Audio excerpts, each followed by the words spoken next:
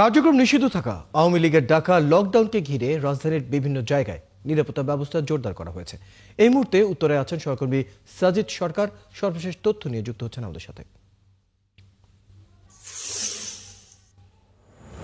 সাজিদ সরকার, আইনশৃঙ্খলা বাহিনীর উপস্থিতি কেমন দেখছেন এবং উত্তরা এবং আশেপাশের এলাকায় কোন দলের কার্যক্রম আছে কি?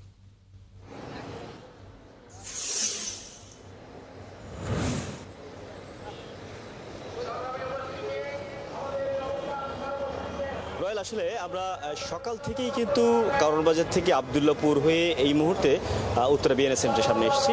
তবে এখন পর্যন্ত সকালে যে চিত্র দেখেছি সেটি হচ্ছে রাস্তা একেবারে ফাঁকাই বলা চলে, অর্থাৎ সকাল থেকে ব্যক্তিগত পরিবহনের সংখ্যা খুবই কম দেখছি, একই সাথে গণপরিবহনের সংখ্যা বেশি ছিল।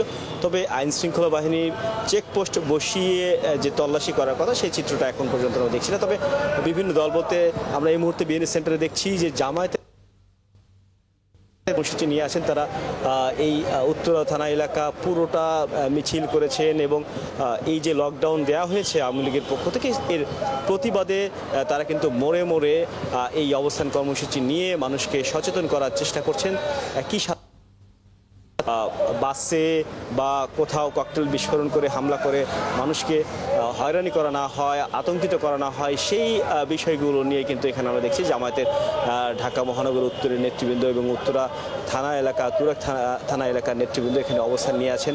পাশাপাশি বিএনপির পক্ষ থেকেও বিভিন্ন এলাকায় তারা অবস্থান নিয়ে আছেন যেন কোনো ধরনের এই যে লকডাউন বা এই কর্মসূচি ঘিরে সাধারণ মানুষ হয়রানির শিকার না হয়, জনভোগান্তির শিকার না হয়, সেই কার্যক্রমটা কিন্তু আমরা লক্ষ্য করছি।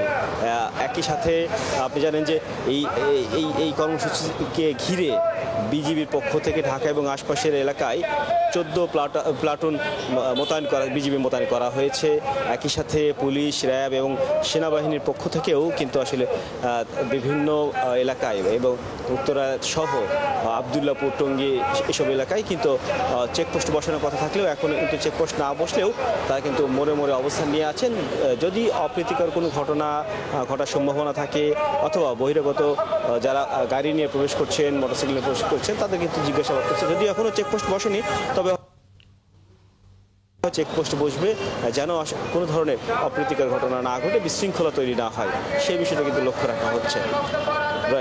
সাজিদ সরকার, আপনি খবর রাখতে থাকুন। আপনার মাধ্যমে আমরা বেশ কিছু তথ্য অবশ্য পেয়ে গেলাম।